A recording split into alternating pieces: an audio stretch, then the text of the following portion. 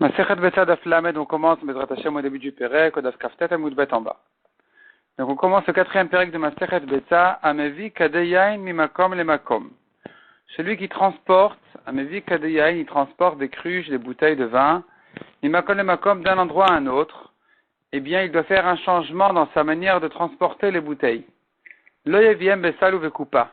Il n'a pas le droit de prendre ses cruches dans un panier ou dans une boîte, dans une caisse. Autrement dit, il ne peut pas prendre ici maintenant un carton de 12 bouteilles en même temps, ou plusieurs bouteilles en même temps, parce que c'est une manière de chol. Aval, mevi wal ktefo olefanav. Mais il peut prendre une ou deux bouteilles, une ou deux cruches sur son épaule, ou dans ses mains, devant lui, c'est-à-dire dans ses mains.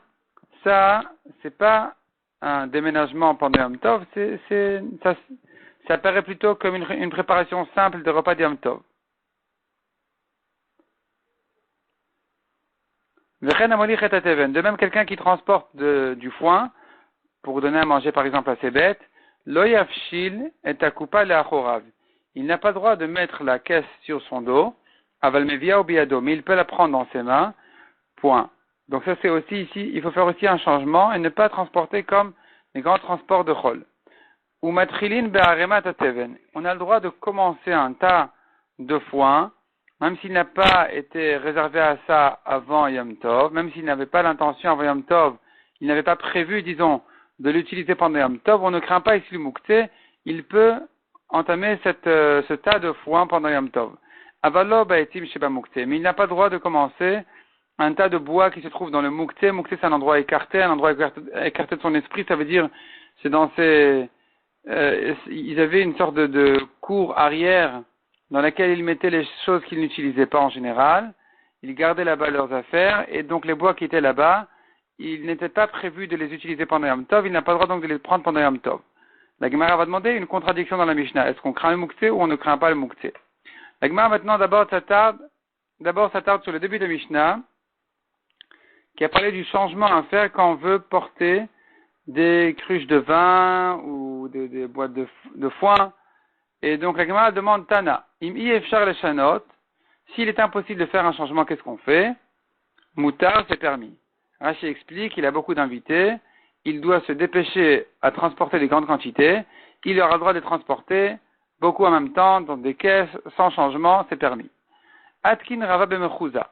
Rava a institué dans sa ville de Mechouza, de faire des changements lorsqu'on porte ses affaires pendant Yom Tov, lorsqu'on porte les repas de Yom Tov, des tonneaux, des cruches, et toutes les choses qu'on a transportées de Yom Tov, ne pas les transporter de la même manière qu'on le fait pendant les jours de Chol.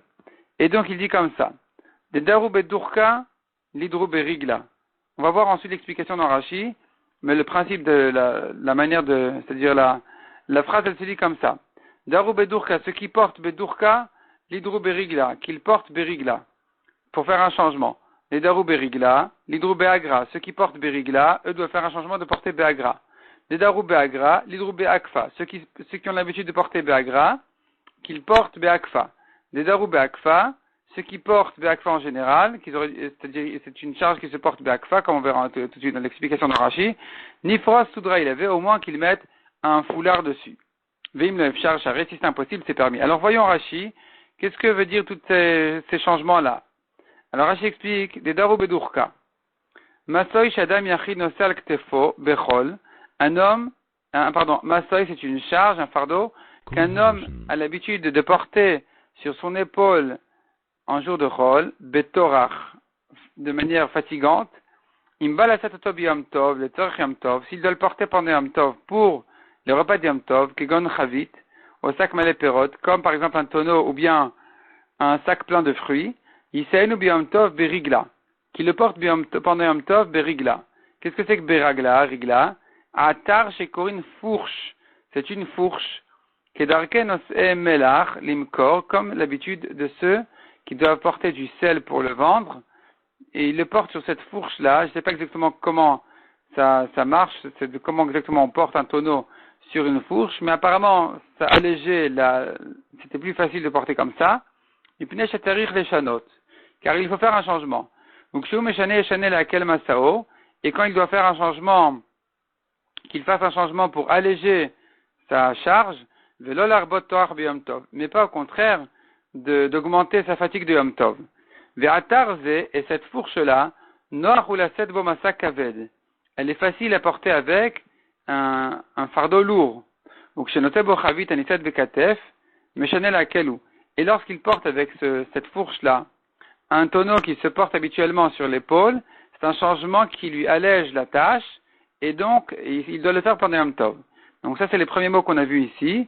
Les Darou Bedurka, ce qui porte difficilement sur l'épaule, l'Hidrou Beragla, qu'il porte avec Ragla, selon Rashi, c'est cette fourche en question.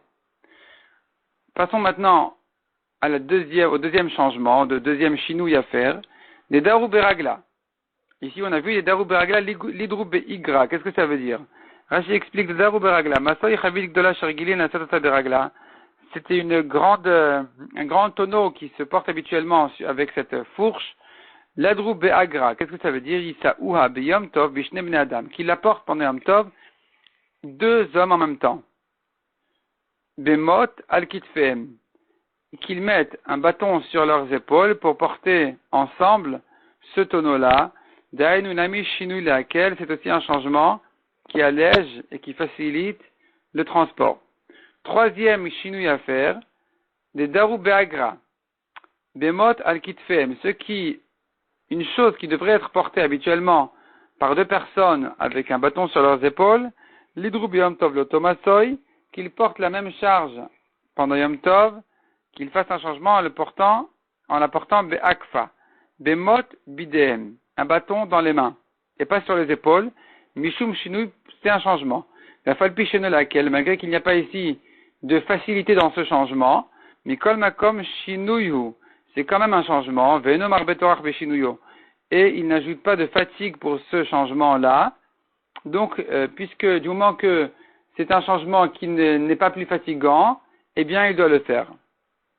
Et enfin, on a vu les Darou Be'akfa Nifros Soudra. On a vu donc ceux qui porteraient à deux avec un bâton dans leurs mains, Nifros Soudra, eh bien, il doit mettre un foulard pour couvrir ce qu'il porte. Rashi explique à quoi ça sert. Kalhu, le foulard il est léger, Veno Machbid, il ne pèse pas. Veshinu Be'alma, ce n'est qu'un simple changement, ou l'atnea, et c'est plus discret. Donc c'est un changement à faire de manière à être plus discret quand on transporte ces charges-là pendant Yom Tov. Ve'im yefshar leshanot, voyons encore le Rashi suivant. Chez Enosutan lechasoto, il n'a pas de foulard pour couvrir la charge qu'il porte. C'est pas grave, c'est permis, il n'a qu'à la porter telle quelle. Donc voilà l'explication de ces changements-là qu'on a vu dans la Gemara. On continue maintenant dans la Gemara, Amar le Rav Chanan bar Rava le Ravashi. Rav Chanan a dit à Ravashi, Amur Rabanan, kama defshar leshanuye meshaninan, beyom atava. Les Chachamim ont dit, au maximum qu'on puisse changer, on change pendant Yom Tov. C'est-à-dire que, comme on a vu, lorsqu'on transporte des affaires, il faut faire des changements.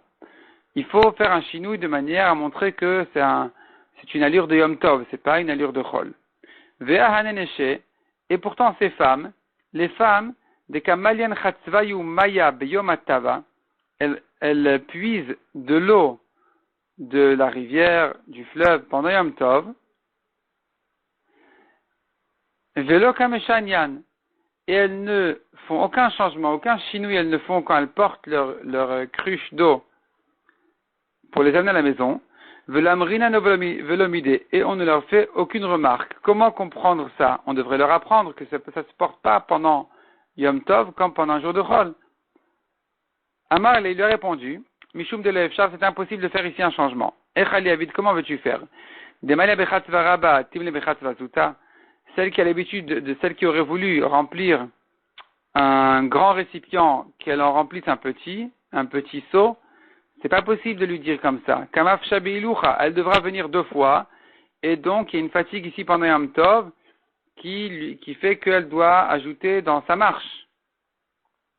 Mafsha, ça veut dire elle ajoute, elle multiplie, beilucha, ça marche. Demalia bechatzva zut atimle bechatzva rabba, une femme qui devrait remplir un petit seau, tu veux qu'elle remplisse un grand seau, c'est pas possible non plus, c'est un chinouille qui n'est pas possible. Pourquoi? Kamaf shebemasoy, elle porte plus que ce qu'elle aurait dû porter. Donc c'est une fatigue de trop pendant Yom Tov. Que veux-tu faire alors? Tirseye benartema, qu'elle recouvre son seau avec nartema, c'est un couvercle en bois qui se fait sur les cruches. C'est pas possible non plus. Pourquoi? Zimnin denafil, des fois ça tombe. Veati, leatouye, elle risque de le porter pour rien, pendant Yom Tov, alors qu'elle n'en a pas besoin. Elle va le porter sans couvrir avec son seau, et donc, c'est pas bien. Tiktere, alors tu veux qu'elle l'attache, elle fasse un nœud, avant Yom Tov, zimin de mafsik, vatilemiktére. Des fois, le nœud, il s'ouvre, elle risque de refaire un nœud pendant Yom Tov, alors que c'est interdit de faire un double nœud pendant Yom Tov. Qu'est-ce qui te reste à dire? Tifros soudra il avait, qu'elle mette un foulard dessus, zimin de matmish bemaya, des fois le foulard, il tombe dans l'eau, veatele desrita, elle va en arriver à l'essorer pendant Yom Tov, ce qui est interdit. Il kach le efshar, donc on n'a aucun changement à lui proposer, donc c'est pour ça que les femmes, elles portent l'eau qu'elles puisent pendant Yom Tov, sans chinouille, et on ne leur fait aucune remarque. Amar le Rava Barav Chanin le Abaye. Rava Barav Chanin a demandé à Abaye. Nous avons une Mishnah qui dit qu'il est interdit pendant Shabbat et Yom Tov de taper des mains. En metaprin, on n'a pas le droit de taper des mains en chantant ou en pleurant. Ve'en mesapkin, ve'en merakdin. En mesapkin, ça veut dire taper la main sur la hanche. Ceci une manière de fois se réjouir, au contraire, en deuil. Ve'en merakdin, les danses aussi sont interdites. Les vraies danses sont interdites pendant Shabbat et Yom Tov. Aujourd'hui, nous voyons qu'on ne fait pas attention à ça. Les gens, ils chantent, ils tapent des mains, ils dansent pendant Shabbat, pendant Yom Tov. On ne leur fait aucune remarque, alors que c'est interdit. Entre parenthèses, à Simchat Torah, c'est permis en l'honneur de la Torah. Mais le reste de l'année, Shabbat ou Yom Tov, il est interdit de taper des mains, de faire des grandes danses. Amar, il lui a répondu. Donc la question était pourquoi on ne fait aucune remarque à ceux qui le font. Amar, il lui a répondu. Veletamer est d'après toi. Damar Rabba. Ce que Rabba a dit. Lolitivini shapuma delechaya. Un homme n'a pas le droit de se tenir à la hauteur du lechi. Lechi, c'est la planche qui signale que nous rentrons ici dans un domaine privé, un reshut achid, dans ce mavoy. Le mavoy, c'est une ruelle, une impasse, qui a été isolée du reshut arabim du domaine public pour porter là-bas pendant Shabbat. Et pour l'isoler, on met à l'entrée de ce mavoy, de cette impasse, on met ce qu'on appelle un lechi, une planche. Et on n'a pas le droit de se tenir à la hauteur de cette planche-là, de s'asseoir là-bas. Dilma me gandar lechefetz. On craint que un objet lui tombe et qu'il roule à l'extérieur et qu'il sorte au reshut arabim. Ve'atil est touillé. Il risque de le ramener. C'est-à-dire, il tient un objet, il est assis là-bas, et il tient un objet dans ses mains, et l'objet, il va tomber de ses mains, il va sortir au reshut arabim, au domaine public, et lui, il va le ramener. Donc, les chachamim ont interdit de s'asseoir là-bas. Or, nous voyons ces femmes-là, des femmes, qui prennent leur cruche, elles s'assoient là-bas à l'entrée du mavoy de l'impasse, et nous, on ne leur fait aucune remarque. Pourquoi on ne leur fait pas de remarque alors que c'est interdit? D'après toi qui demande, on devrait faire des remarques, il vient ici aussi, on devrait reprocher. Et là, la réponse, elle est une réponse aux deux questions. Hanachlem le Israël, laisse-les Israël, mutav shiyu shogegin, il vaut mieux qu'ils fassent leur averot inconsciemment, ve'al yumezidin, plutôt que de les faire consciemment. Puisque de toute façon, on sait bien qu'ils ne vont pas nous écouter, il vaut mieux ne pas leur faire de remarques. Et ça, c'est la réponse à la question, pourquoi on ne fait pas de remarques aux femmes qui s'assoient à l'entrée du mavoy en tenant leur cruche alors que c'est interdit. Achanami, ici aussi, Anachlem et Israël, ici aussi pour ceux qui tapent des mains, qui dansent pendant Yom Tov, laisse-les les Israël, mutav shishogegin vayomezidin. Il vaut mieux qu'ils fassent de la vérote inconsciemment que de les faire consciemment. De toute façon, ils ne vont pas nous écouter. Vanemile bederabanan. Quand est-ce que je dis il vaut mieux se taire? C'est que si la vera est une avera miderabanan. Comme ici, les chachamim ont interdit de danser Yom Tov de peur qu'il répare un instrument de musique. Les chachamim ont interdit de s'asseoir à l'entrée du mavoy de peur que l'objet il tombe au reshut arabim et il risque de le ramener. Aval bedeoraita lo. Mais si c'est une interdiction de la Torah, on ne va pas dire il vaut mieux se taire. On va dire il faut faire la remarque, il faut faire le reproche. Veloi, la Gemara dit c'est faux. Loshna bedoraita veloshna bedrabanan. Il n'y a pas de différence entre une avera minatora et une avera miderabanan. Dans tous les cas, lo amrina novelomide. On ne leur fait aucune remarque. La preuve c'est l'ajout de Kippour. On n'a pas droit de manger non seulement depuis la nuit de Kippour, mais même un petit peu avant. Il faut ajouter un petit peu du chol. Deoraitaou, c'est une halakha qui est minatora. La Torah a ordonné de commencer le jeûne un petit peu avant la nuit. Et pourtant les gens mangent et boivent même sur le compte de cet ajout-là, jusque la nuit, exclu, mais l'ajout il est quand même inatora, et on ne leur fait aucune remarque. Donc tu vois que même si c'est interdit de la Torah, puisque je sais qu'ils ne vont pas nous écouter, on ne leur fait pas de remarque. Dans les poskim, c'est écrit une condition à ça, que ce ne soit pas écrit explicitement dans la Torah. Une halakha qui est claire dans la Torah, c'est sûr qu'il faut faire des remarques, il faut reprocher, et même si je sais qu'il ne va pas m'écouter, je suis obligé de lui faire la toracha, de lui faire la reproche. Mais si c'est une chose qui n'est pas écrite clairement dans la Torah, elle s'apprend des drashot, et donc c'est pas connu. Les gens ne croient pas facilement à ça. Si je sais qu'il ne va pas m'écouter, même si c'est interdit de la Torah, je dois me taire. On ne lui fait pas de remarque. Umatrilin ba'aremat ateven. La Gemara reprend ce qu'on a vu dans la Mishnah. On peut commencer à utiliser du foin, du tas de foin. Amar Rav Kana zotomeret, matrilin botar trila. De là déduire Rav Kana, zotomeret, cette Mishnah vient nous apprendre que matrilin, on a le droit de commencer botar trila. Botar, c'est les réserves, on a le droit de les entamer pendant Yom Tov, même si on ne les a pas touchés jusqu'à présent, on ne craint pas le mouktsé. Mané, Rabbi Shimon, il délète le mouktsé. Comme qui ça va? Comme Rabbi Shimon qui ne craint pas le mouktsé.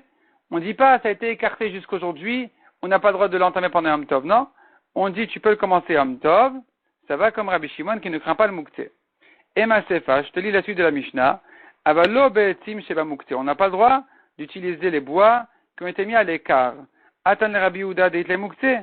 Cette halakha ne va que comme Rabbi Yehuda qui craint le mouktsé. Donc notre Mishnah se contredit, elle commence comme Rabbi Shimon, elle continue comme Rabbi Yehuda.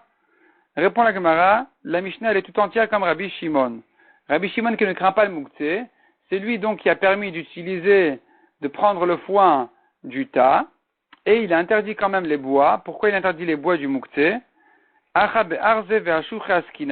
s'agit ici de bois très importants, des bois de cèdre, Rashi dit mâle et femelle, des mouktsé mahmat resron kis. Ils sont écartés parce que ils coûtent cher. Et donc on fait attention à eux, et sur cette catégorie de mouktsé, Rabbi Shimon il est d'accord. La fille de Rabbi Shimon modé, même Rabbi Shimon est d'accord que si c'est un mouktsé de ce genre-là, c'est pas simplement un mouktsé que ça a été mis à l'écart jusqu'à présent parce qu'il n'avait pas l'intention de l'utiliser, il n'a pas prévu. Ça, c'est permis. Ça aurait été permis. Ce mouktsé-là, Rabbi Shimon ne le craint pas.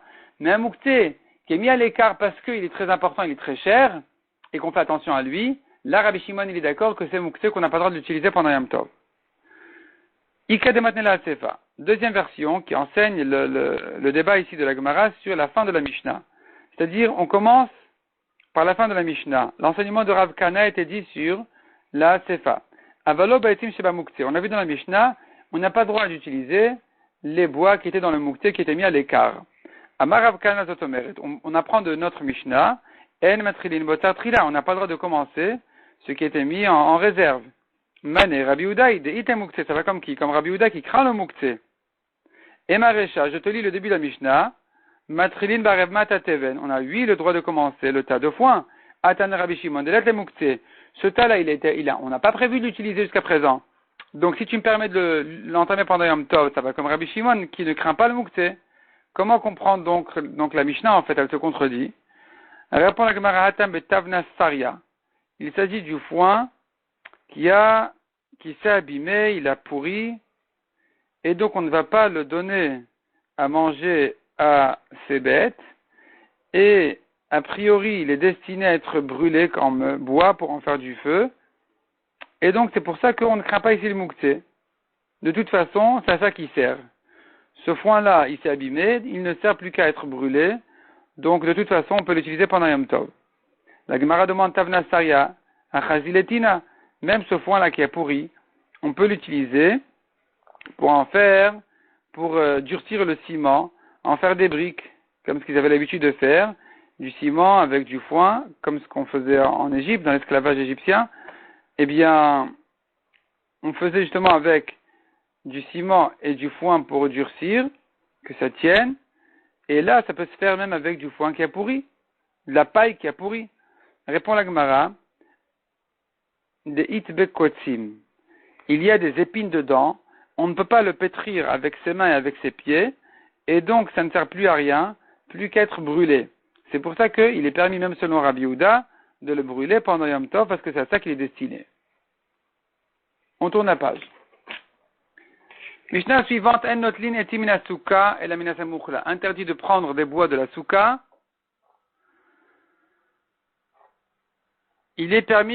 Cependant, il est permis minasa mukhla de ce qui est proche de la souka. Le Rashi explique de quoi il s'agit ici, de quelle souka. Voyons Rashi, en notlin et timina souka, qui gonne de Pesach ou Be'atzeret. Il s'agit de Pesach et Shavuot, il s'est fait une petite cabane. V'yoshev ve'souka bagina ou bapardes, il s'est fait une petite cabane, il s'assoit dans sa cabane, dans sa souka, dans son jardin, dans son verger. En notlin et timina souka, et la minasa mukhla. On a le droit de prendre des bois de la souka, uniquement de ce qui est à côté d'elle, mais pas de la souka elle-même, pas de la cabane elle-même. Ashta mashma, la Gemara comprend ici, c'est-à-dire à cette étape-là on comprend, imhu av, shenatnu kanim arbe, mutar litol mem. Si le toit est épais, il y a beaucoup de roseaux, il a le droit d'en prendre. C'est ça ce qu'on a dit, minasa mukhla, c'est-à-dire pas la première couche, la couche inférieure de son toit de roseaux, mais ce qui est au-dessus, au-delà de ce qui sert de plafond pour la cabane, eh bien, en plus en hauteur, c'est permis. Ou bigmara pari chasataraola. La Gemara demande sur ça. Il est en train de détruire sa tente. Des kevan de bit batle les gabes srach, puisqu'il a annulé tous ces roseaux-là pour qu'ils servent à sa cabane. Kol purta de shakil minestirau. Tout ce qu'il en prend, ça s'appelle qu'il l'a détruit. Il n'y a pas ici de dire, ça a été, si le temps que la souka elle tient, ça ne s'appelle pas une destruction. On ne dit pas comme ça. On dit tout ce qui est considéré comme une partie de la souka, de la cabane, on n'a pas le droit de le sortir de là-bas parce que ça s'appelle une destruction. Donc la Gemara va poser cette question et on verra quelle sera la réponse de la Gemara. Demande la Gemara, Maishna mina souka, de l'eau. En quoi est différent de prendre de la souka elle-même, de la cabane elle-même directement? C'est interdit de l'eau, on a dit que non. Des kasataraola, parce qu'il est en train de détruire sa tente. Mina samukhla nami kasataraola. Même quand il prend de Samour proche de la cabane, il est quand même en train de détruire sa cabane, comme on a dit. Même si c'est pas vraiment le plafond de sa cabane, c'est un peu plus haut que ça, il y a plusieurs couches de roseaux, les unes sur les autres, mais puisque du moment que ça fait partie de sa cabane, interdit d'en prendre, ça s'appelle détruire. Répond la Gemara Maravuda Marshmuel. Maï Samour, Samour Nadvanot. Proche, on ne parle pas ici proche du toit, au-dessus du plafond, non. On veut dire par là proche des murs de sa cabane.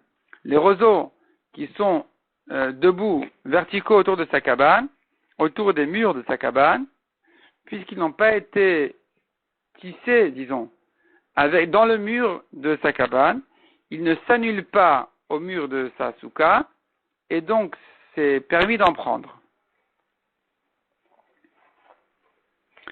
C'est différent, Rashi explique, c'est différent du srach. Le plafond, d'accord, je parle de srach, mais on ne parle pas de soukot.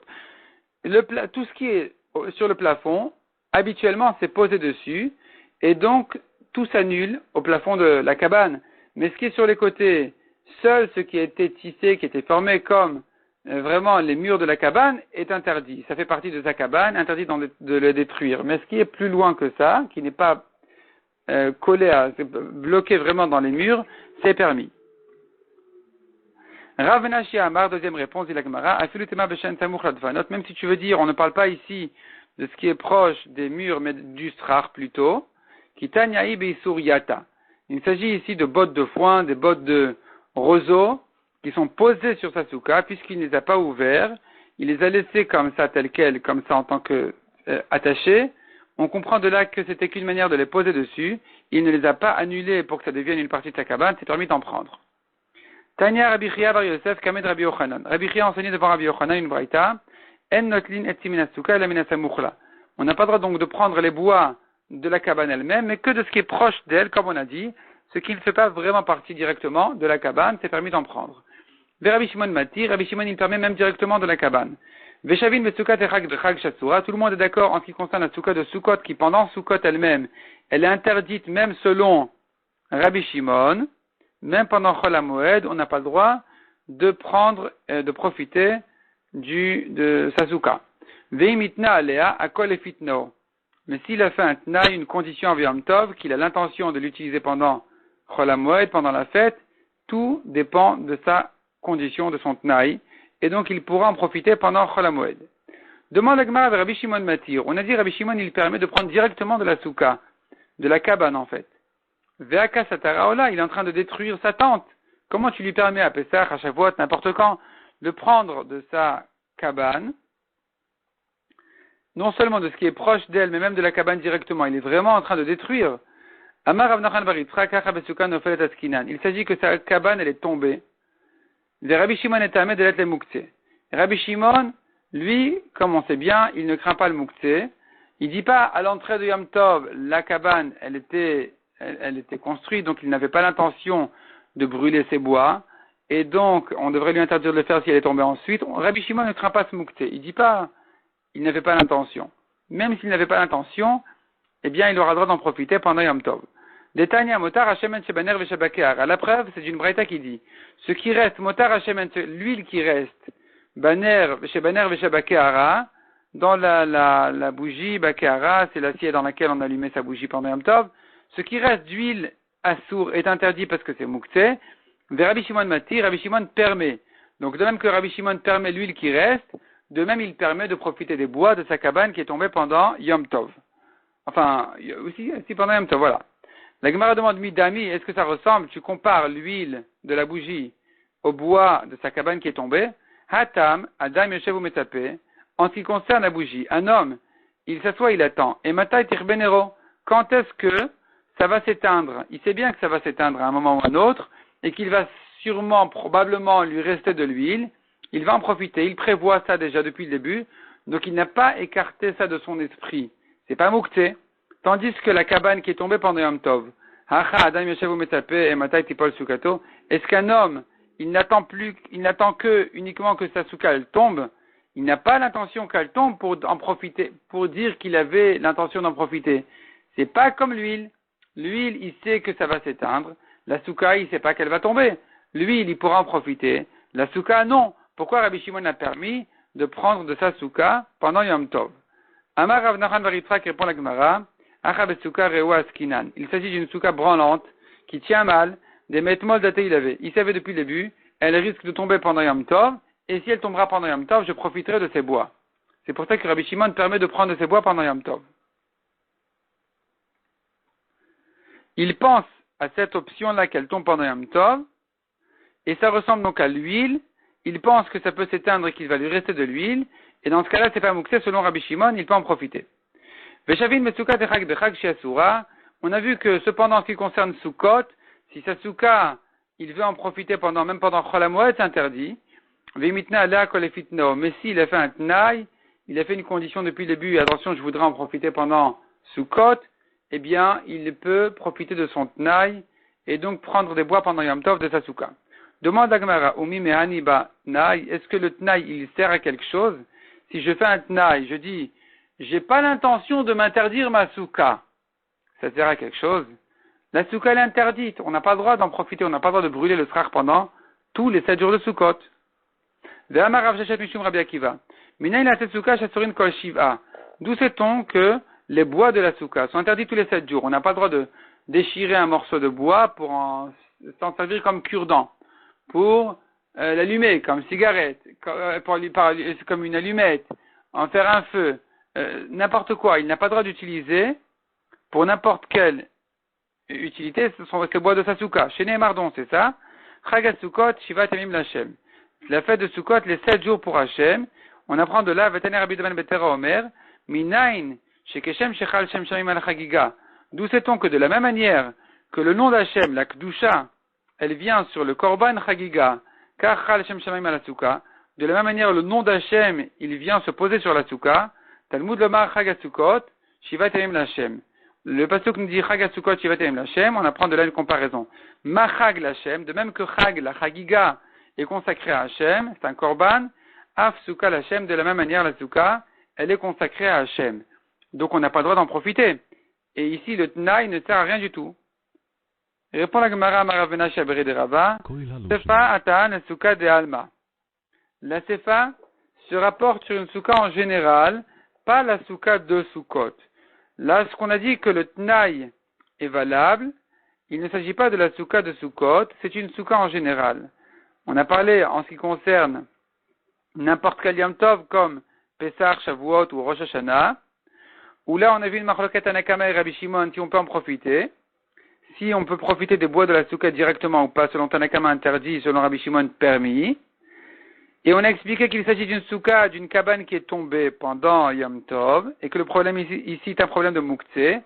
Là-dessus on dit que s'il a fait un Tnaï avant Yom Tov, en disant, il se tient, c'est-à-dire avant Yom Tov, et il dit, si ma cabane, elle va tomber demain pendant Yom Tov, je pourrais l'allumer. Je pourrais la brûler. Eh bien là, ce Tnaï en question est valable selon tout le monde. On ne parle pas ici de la Souka de Soukot, de la Souka de Mitzvah. On parle de Souka en général. Aval Souka de Mitzvah, l'homme est un ebatna, mais la Souka de Mitzvah de Soukot, le Tnaï ne sert à rien.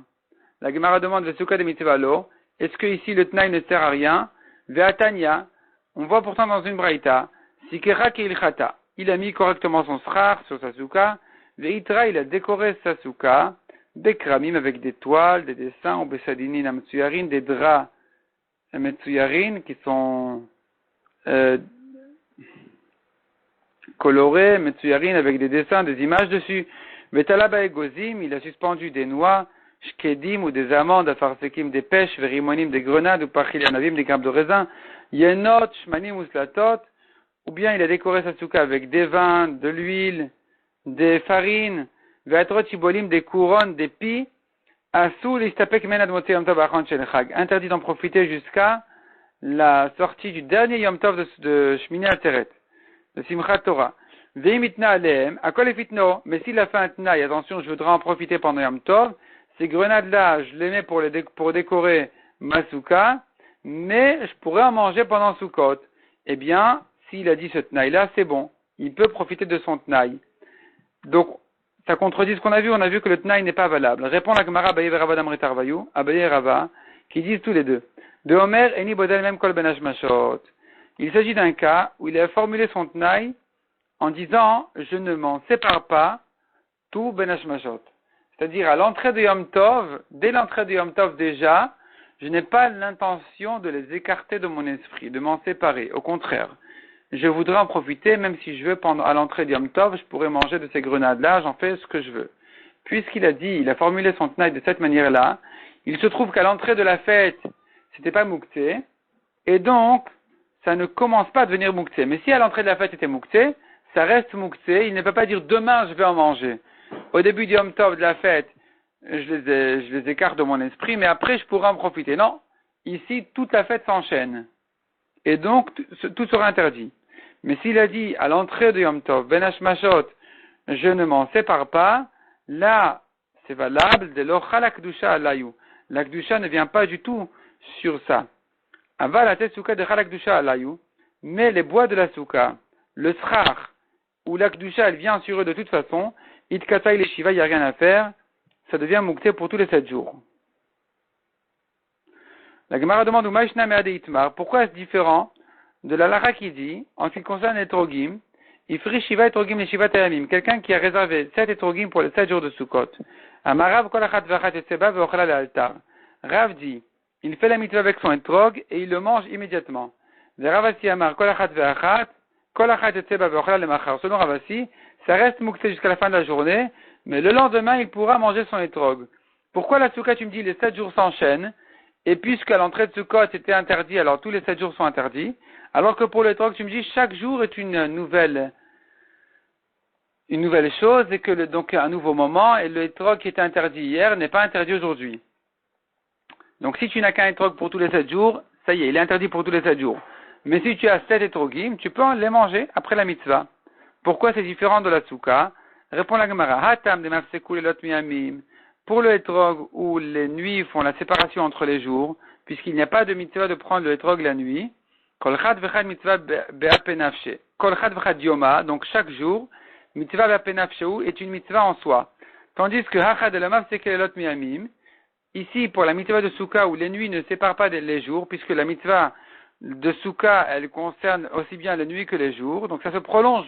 Kulu yomek echad hayom arich tadami. Donc tous les 7 jours de Sukkot sont considérés comme un long jour, et puisqu'à l'entrée de ce long jour-là, il ne s'est pas séparé de sa Souka, des décorations de sa Souka, eh bien, ça devient interdit à l'entrée de Sukkot, et ça reste interdit toute la fête, parce que tous les 16 jours de Sukkot, ils s'enchaînent, même les 8 jours de Sukkot, ils s'enchaînent sur cette mitzvah-là, puisqu'il n'y a pas un moment où on n'a pas la mitzvah, donc tu ne peux pas me dire la nuit, ça s'arrête, et donc, finalement, ça reste interdit tous les 7 jours. C'est pour ça que pour permettre, il doit savoir formuler son tnaï correctement, en disant, je ne m'en sépare pas, tout ben hashmashot, de l'entrée de la fête.